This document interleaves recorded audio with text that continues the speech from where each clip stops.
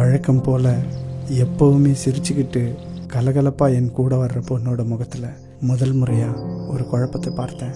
பா, ஒன்று சொன்னா கோச்சிக்க மாட்டீங்களே? சொல்லுமா. நம்ம பக்கத்து தெரு கோவிந்தராஜ் இருக்கார்லப்பா. ஆமா. அவரு பையன் என்னை பார்த்து சிரிக்கிறான்ப்பா. அந்த மீசக்கார கோவிந்தராஜ் பையனா? உன் காலேஜில் தான் படிக்கிறான்? ஆமாப்பா. அவன் உன்னை விட பெரிய பையன் இல்ல? அவன் என்னோட சீனியர் தான்ப்பா. முதல்ல அந்த பையன் நல்லா தான்ப்பா பேசிட்டு இருந்தான். ஒரு 4 நாளைக்கு முன்னாடி வந்துட்டு நீ எனக்கு ஸ்பெஷல் ஃப்ரெண்டு அப்படின்னு சொன்னான்ப்பா. இது தப்பாப்பா? அதுக்கு நீ என்னமா சொன்ன? முதல்ல ஷட் அப்னு சொல்லிட்டேன்ப்பா. ஆனாலும் அவனை பார்க்கும்போதெல்லாம் திரும்ப திரும்ப பேசணும்னு தோணுதுப்பா. தப்பாப்பா? இதுக்கு என்ன பண்றது? இது சரியா தப்பா அப்படின்னு புரிஞ்சிக்க முடியாத ஒரு மனநிலையில அவ இருக்காங்கிறத நான் புரிஞ்சுக்கிட்டு அவ கூட அமைதியா நடந்தேன். வெளியே இருக்கிறதையும் மறந்துட்டு என் 2 கையை பிடிச்சுக்கிட்டு அழுதா. இந்த மாதிரி சூழ்நிலையில வர்ற பருவ மாற்றத்தையும் அதை எப்படி கையாளணுங்கிறதையும் அவளுக்கு நான் தெளிவா புரிய வச்சிட்டேன்.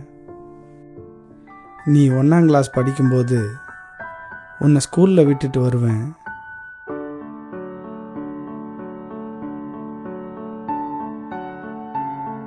டீச்சர் சொல்லுவாங்க, உங்க பொண்ணு கிளாஸ்லயே மூச்சா போயிடுறான்னு, துணியெல்லாம் நனைஞ்சிடுதுன்னு.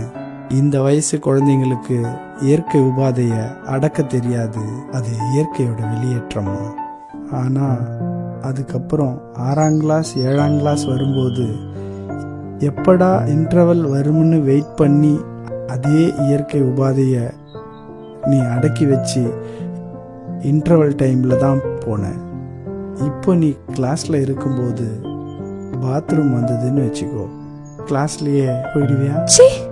அப்போ இந்த டைம்ல தான் இந்த இயற்கை உபாதையை வெளியேற்றணும்னு இன்டர்வல் வரைக்கும் வெயிட் பண்ணி போற இல்லையா? அது மாதிரி தாமா இந்த பையன் பத்தினும் உணர்ச்சியும்.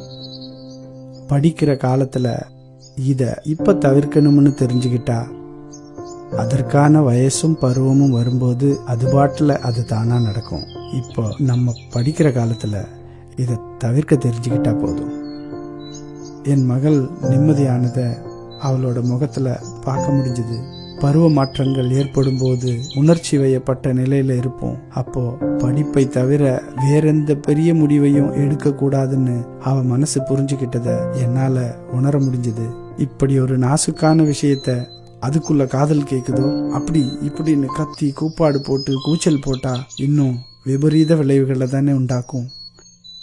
மனதும் மூளையும் மல்லுக்கட்டும் பருவத்தில் பயனுள்ளது எதுவென்பதை பக்குவத்துடன் சொல்லி பாசத்துடன் புரிய வைக்கலாமே.